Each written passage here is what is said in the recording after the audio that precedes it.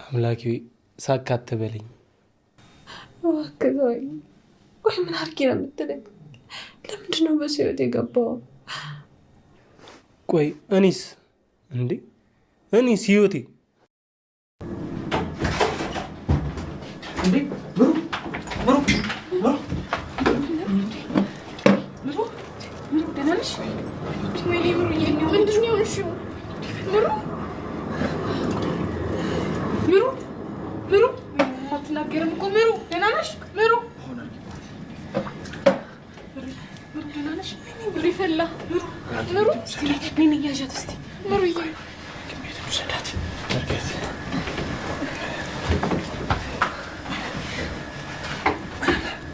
አሞኛል ብላ ነበር፣ ግን እኔ ራሴን ብቻ ስሜት አራመድኩ። ከረፈደ መጸጸት ምን ይጠቅም? ለጀግናና እንደ ጠንካራ ለመታየት ስል ማልችለውን ፈተና ያለ አቅሜ ስጋፈጥ ራሴን የተሳሳተ ቦታ አገኘሁት።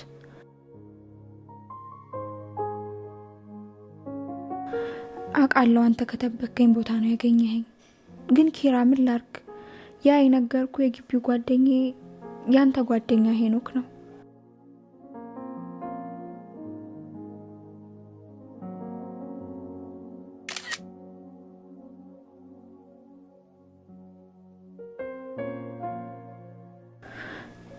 እስካሁን ድረስ ቪዲዮዎችን ከሰማ ይገለኛል። ሁሉን ነገር ያንቺ እቅድ እንደሆነ ትነግሪዋለሽ። አሁንም ልታስፈራራኝ እየሞከርክ ነው? ትሰማኛለህ? ሻምበል ይሙት፣ እኔ ከዚህ በኋላ አንተ ስምር መጠመጥበት ሪዝን የለኝም። አትፎክሪ። ይኸውልህ እኔ ህይወት መራኛለች። በአባቴ ሽጉጥ ግንባርህን በስቼ እጄን ለፖሊስ ነው የምሰጠው። ፈራውሽ። ትሰማኛለህ? እኔ አባቴ ልጅ ነኝ። አደርጋለሁ እንጂ አልዝትም። ከዚህ በኋላ በህይወቴ እጅህን ለማስገባት ብትሞክር በጥይት ነው አቀባ። ምሩ ከታገተችበት ተገኘች። ሀሴትና ሄኖክ ባደረጉት ነገር ምሩ በማታውቀው ነገር ለቀናት ታግታ ቆይታለች። ታዲያ ሀሴት ወደ ምሩ ቤት ወይም ደግሞ ወደ ናሆም ቤት ለምሩ መድኃኒት ልታመጣ ሄዳ ነበረ። ነገር ግን ቤት ውስጥ እያለች ናሆም መጥቶባት ነበረ። ግን አምላኬ ሆይ ጠብቀኝ፣ ከዚህ ውርደት አውጣኝ ስትልም ነበረ። ነገር ግን ናሆም አላያትም። ኪራ ደውሎ ናሆምን ካፌ ጠርቶት ነበረ። ስለዚህ ናሆም ቤት ውስጥ ምንም ዞር ዞር ሳይል ነው ተመልሶ ወጥቶ የሄደው። እሷን በዛ መሀል መድኃኒቱን ይዛ ወደ ኪራ ቤት ተመልሳ መጣች። ታዲያ የጽናት ጓደኛ ስልክ ተደውሎላት ከሳሎን ወጥታ ስልክ ስታወራ ከክላስ የሆነ ድምጽ ይሰማኛል ትላለች። ከዛ በፊትም ጽናትም እንግዲህ ምሩ የምጠራኝ እየመሰለኝ ያደርኩት ትላለች። ምሩ ዛሬ ተገኝታለች። ሄኖክና ሀሴትም ከዛ ቤት ወጥተዋል። ምክንያቱም ምሩ ስለተገኘች ሚስጥሩ ሁሉ ስለታወቀባቸው ያላቸው አማራጭ ቤቱን ለቀው መውጣት ነበረ። ሰላም ሰላም፣ የተወደዳችሁና የተከበራችሁ ውድ የቻናሌ ቤተሰቦች እንደምን አላችሁ? በያላችሁበት የእግዚአብሔር ሰላምታ ይብዛላችሁ እያልኩኝ እነሆ ዛሬም ተመልሼ መጥቻለሁ። ለዚህ ቻናል አዲስ ከሆናችሁ ሰብስክራይብ በማድረግ ቤተሰብ አድርጉኝ። እንዲሁም ነባሮች ላይክ፣ ሼር በማድረግ ሀሳብ አስተያየታችሁን በኮሜንት ላይ አስቀምጡልኝ። ታዲያ ሄኖክ አሁንም ሀሴት ላይ መጮሁን አላቆመም። ሀሴት ይህን ሁሉ እንድታደርግ የሚያስገድዳት አንድና አንድ በሄኖክ እጅ ያለ ፎቶና ቪዲዮ ነው። ታዲያ ይህ ፎቶና ቪዲዮ አደባባይ ከወጣ ከኔም አልፎ የአባቴን ክብር ይነካል በማለትም በጣም ተጨንቃና አሁን ላይ እያደረገች ያለችው ማለትም ሰው እስከ ማገት ያስደረሳት ነገር አንድና አንድ ይህ ነው። ሄኖክ አሁን ላይ ጽናትን ስለሚያፈቅራት ሀሴትን በዛው በኩል ሊበቀላት ይፈልጋል። ምሩ ታዲያ ይህን ነገር ምንም አታውቅም። ነገር ግን ሲያወሩ ከውጭ ሆና ስለሰማች በዚህ ምክንያት ነው ይሄ ሊደርስባት የደረሰው። ናሆም ምሩን ስላላገኛት እጅግ በጣም ተጨንቋል። በጣም ማዝኗል። ለመጠጣትም ሙከራ እያደረገ ነው። ነገር ግን ኪራ አይሆንም በማለትም እያጽናናው ይገኛል። ወደ ቤት ሲሄድ እንግዲህ ሀሴት ቤት ውስጥ ነበረች። እሱ ግራ ተጋብቶ ቤቱን ቁልፍ ያልነበር የወጣሁት እንዴት ነው ነገሩ በማለትም ገና ቁጭ ከማለቱ ስልክ ተደወለለት። ስልኩን ሲያነሳ ኪራ ነበረ። ወደ ካፌ ተመልሶ እንዲመጣ አደረገ።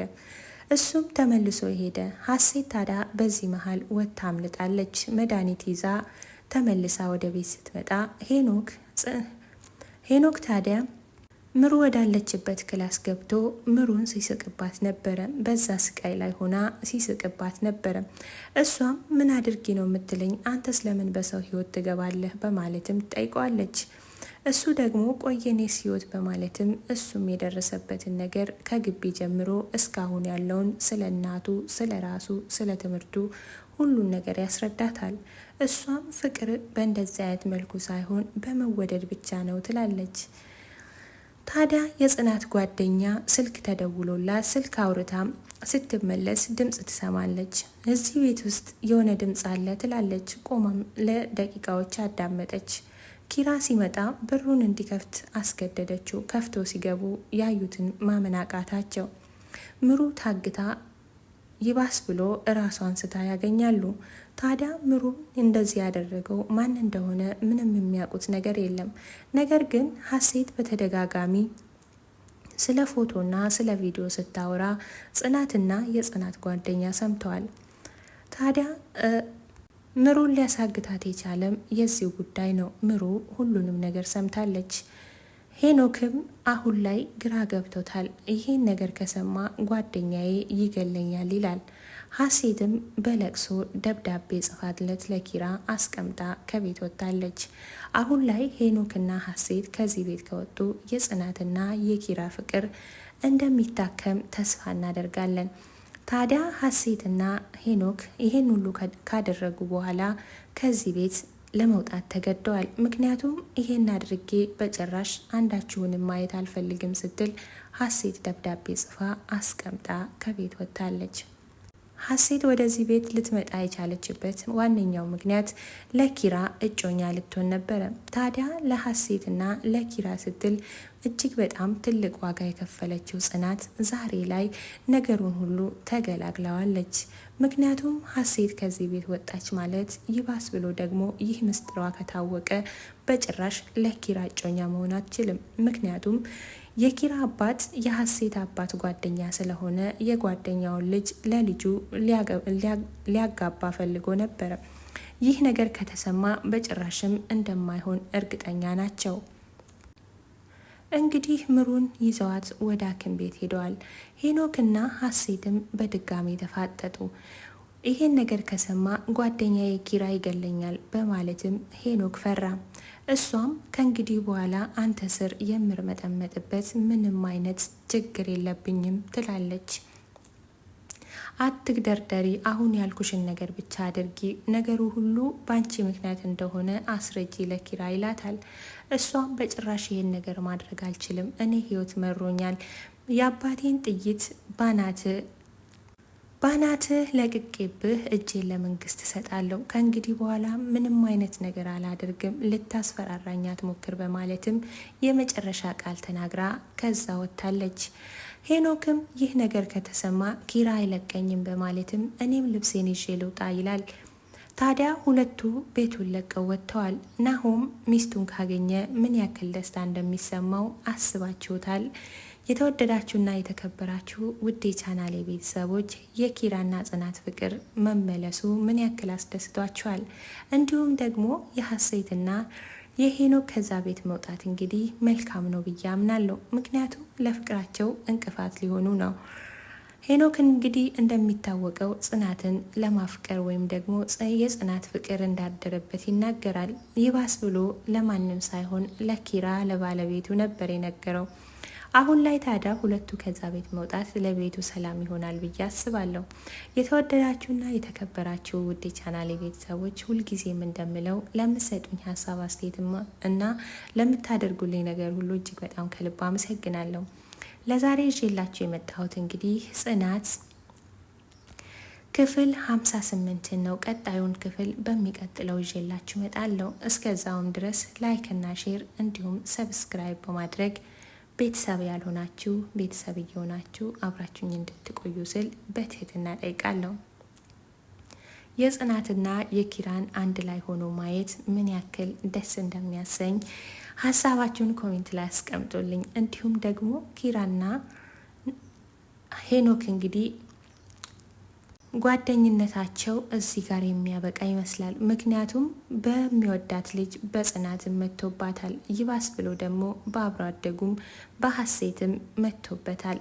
ታዲያ ይሄን ሁሉ ተቋቁሞ ኪራ ከሱ ጋር ይቀጥላሉ የሚለው ነገር ብዙም ተስፋ አይኖረውም። ምክንያቱም ብዙ በደል አድርሷል ሄኖክ ያለው አማራጭ ለአንዴና ለመጨረሻ ከዚህ ቤት ወጥቶ መሄድ ነው። እሱም ወጥቶ ሄዷል። ናሆም እንግዲህ በጣም አዝኖ ነበረ።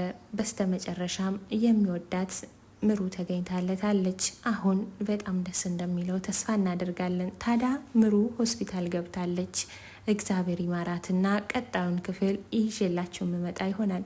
እስከዛውም ቪዲዮ ላይክ እና ሼር በማድረግ ቤተሰብ ያልሆናችሁ ቤተሰብ እየሆናችሁ አብራችሁኝ እንድትቆዩ ስል አሁንም በድጋሜ በትህትና ጠይቃችኋለሁ። የተወደዳችሁና የተከበራችሁ ውድ የቻናሌ ቤተሰቦች ለዛሬ የነበረን ይህን ይመስላል። ቀጣዩን ክፍል ይዤላችሁ እስከምመጣ በያላችሁበት ሰላም፣ ፍቅርና ደስታ ይብዛላችሁ እያልኩኝ ከወዲሁ እሰናበታችኋለሁ።